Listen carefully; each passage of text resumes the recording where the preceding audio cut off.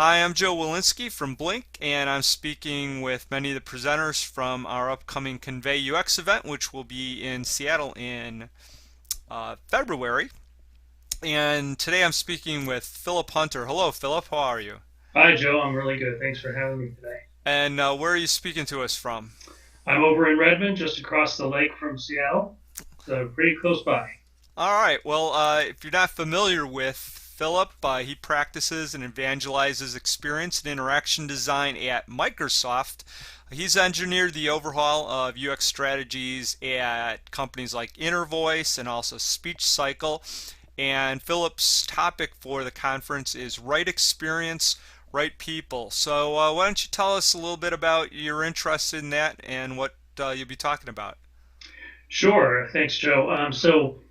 I've been practicing design and user experience for about 15 years now. And um, over the course of that time, there's two really big things that have come to light for me. One is that we have to work harder than we think we do to actually get at great experiences. And secondly is that we have to that part of getting the right experience design and getting it out there is more of a people problem than that is a practice problem. And what I mean by that is that we can't just we're still in such the early stage of what we're doing here, what we're doing with design and technology, that we can't assume that people know all the right things to do, or that people who call themselves designers are necessarily the only right people to be working toward a great user experience.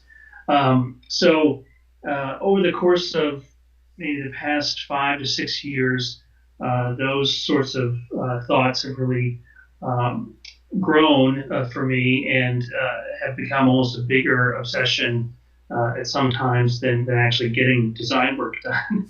So not that I haven't done a lot of that too, but I like to step back and sort of look at the meta level or the models that are in place, and I don't just mean static models that we draw of organizations or mental models or things like that, but really the sort of the dynamic models that are in place when context and people are in play.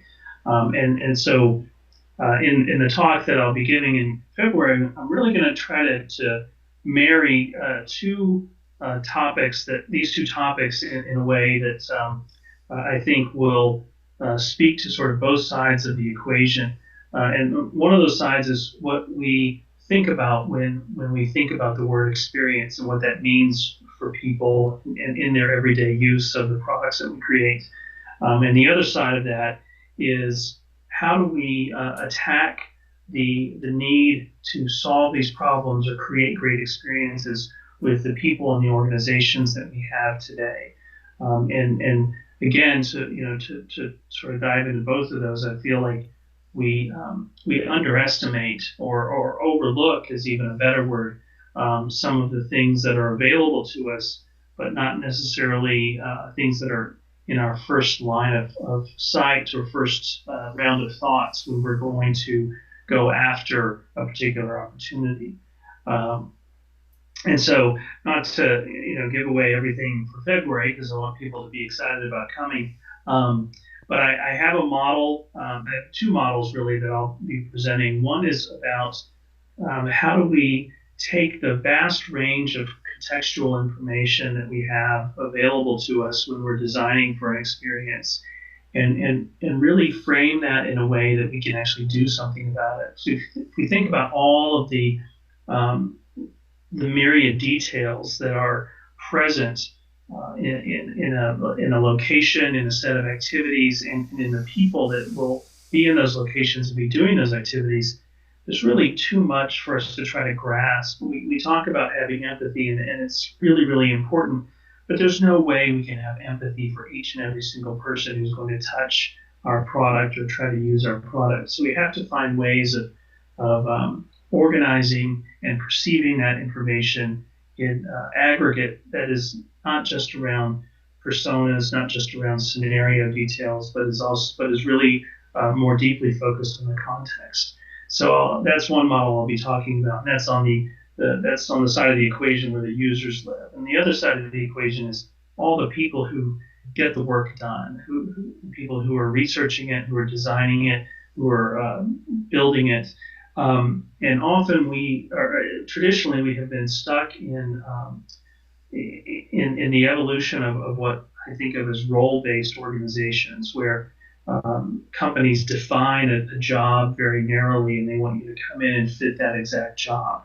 What we're moving to in the future is really more of a work focused organization. So where the organization identifies the important things that need to get done, and then enables anyone who works for them to contribute towards those things in whatever way they think is taking advantage of their skills. So not necessarily by title or by role or by traditional role, but more around I identify with this thing that needs to be done, with this piece of this thing that needs to be done, and I want to step forward and contribute there because I have the skills, I have insights about that, and I can potentially make a difference where there maybe no one else in the organization who can make the same difference.